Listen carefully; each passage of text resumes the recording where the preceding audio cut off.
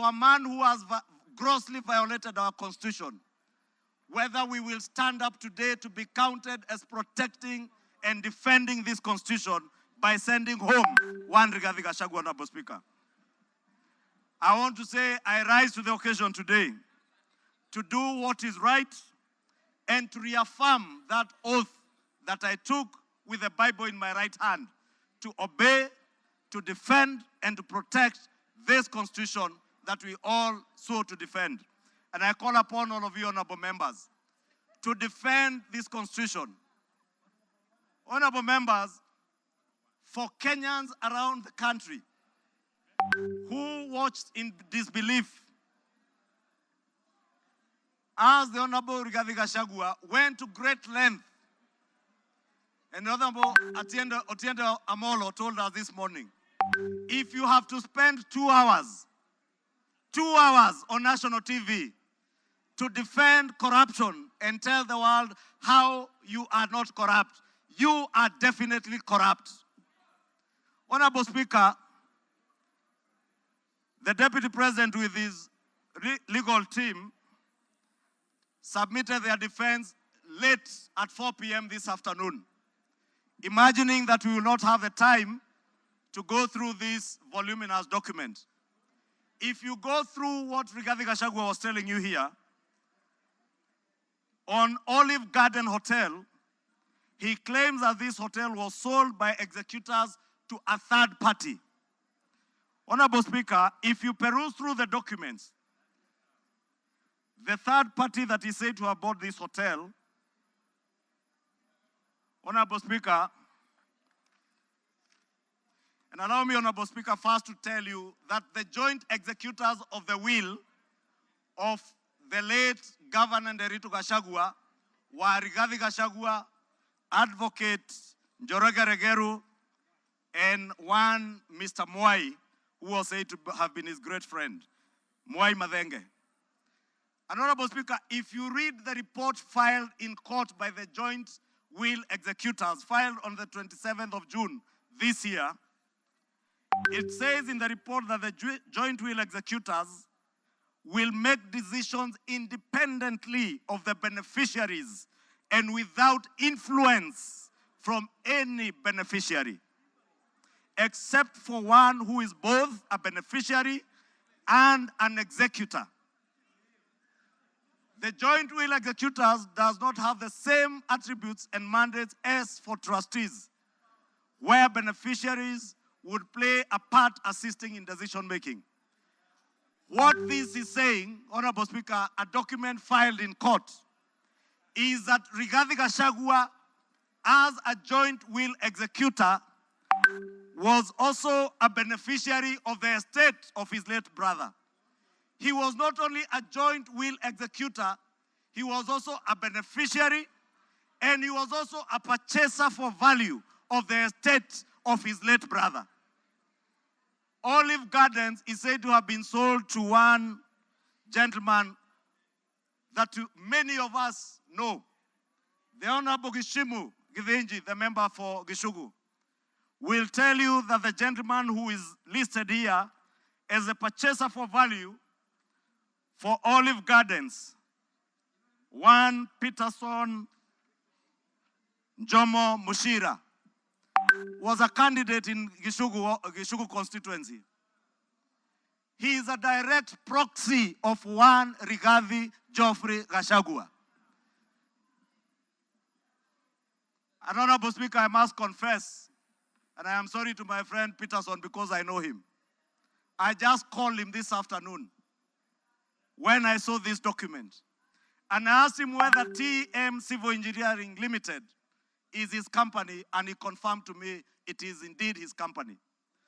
I therefore want to tell you Olive Gardens was purchased through the proxy of Peterson Jomo Mushira with 0 shares and TM Civil Engineering Limited with 6,000 shares.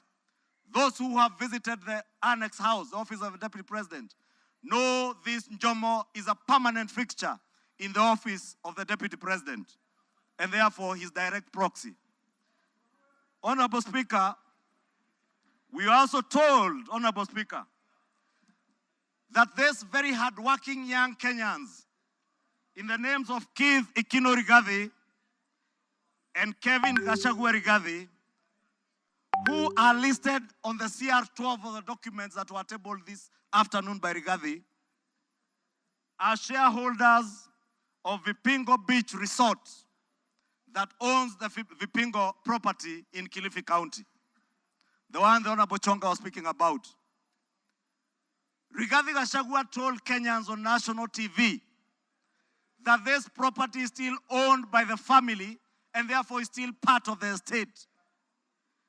Keith Ikino and Kevin Gachagua, his sons, were not joint will executors of the estate of Nderitu Gachagua.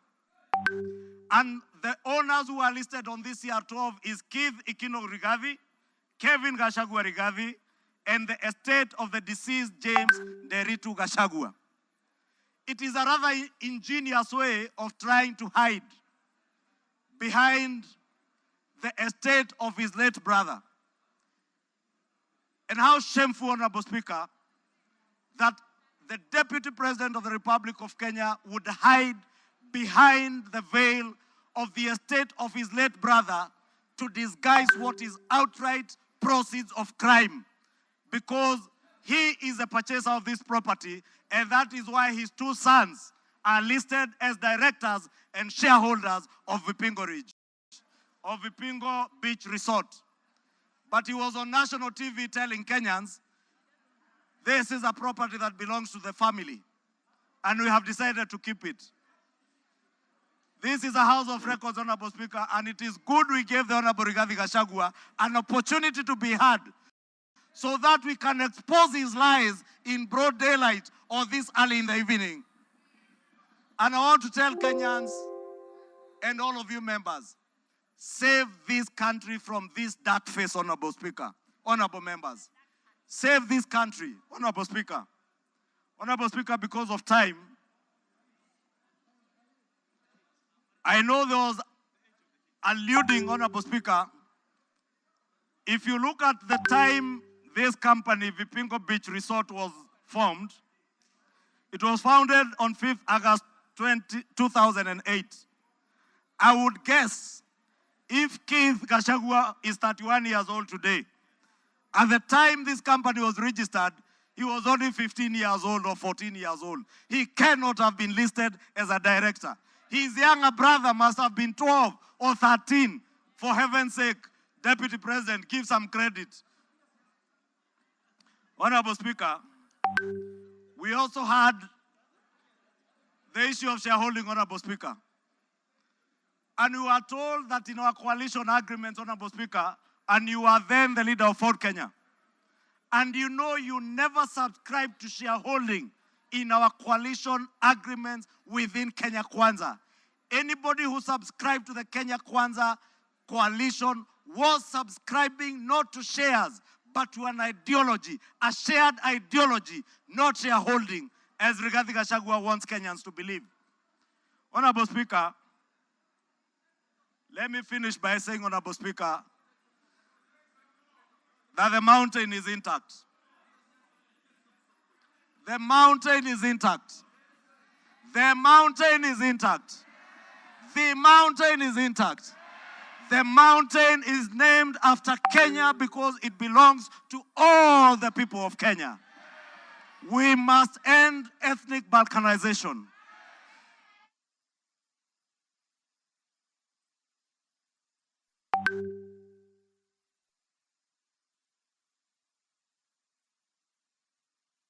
Give him another 2-3 minutes. Honorable Speaker, I was saying to conclude, to end the balkanization of our country into ethnic fiefdoms under the control of warlords, we must send Rigathi Gachagua home today. To end divisive politics in our country, Rigathi must. To end the culture of impunity, conflict of interest, abuse of office, state capture, and corruption in high office, Rigathi must. For accountability, for there to be integrity in the political governance of our country, Rigathi Gachagua must. For leaders in high office to bear policy and political responsibility, Rigathi Gachagua must. For national unity, for the fight against graft to bear fruit, for peace and prosperity of our nation as one indivisible whole, one nation under one flag, one people who love their country, who love peace, who want to see a cohesive and working government serving them. Rigathi must. Rigathi must. I submit, Rigathi must go. Thank you. Order. Honorable members, order. The Honorable